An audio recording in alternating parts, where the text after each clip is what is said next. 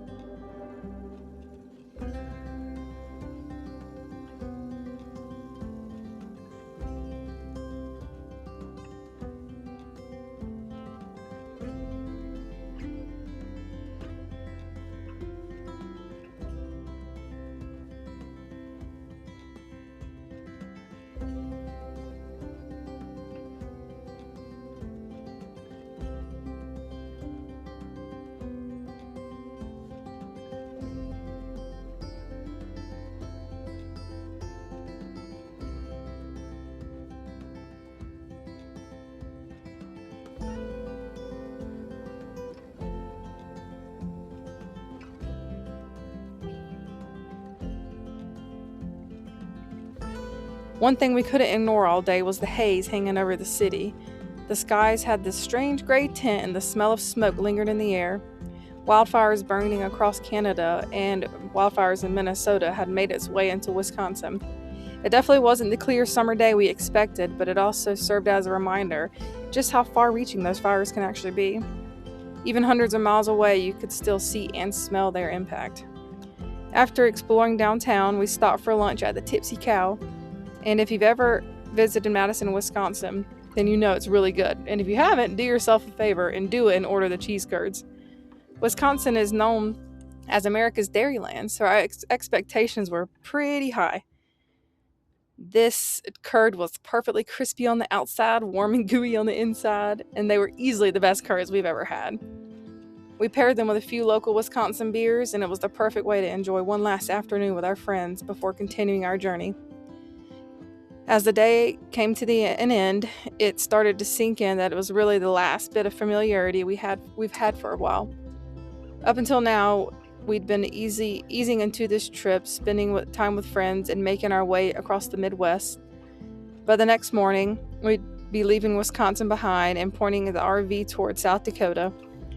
Everything we've been planning for the past 6 months, the Badlands, Black Hills, Yellowstone, Grand Teton, and everything beyond, was finally starting to feel real. Madison was the perfect send-off. Great friends, incredible food, a little bit of history, and a lot of laughs and memories we'll carry with us long after this trip is over. The adventure west officially begins tomorrow. Stay tuned for the next video.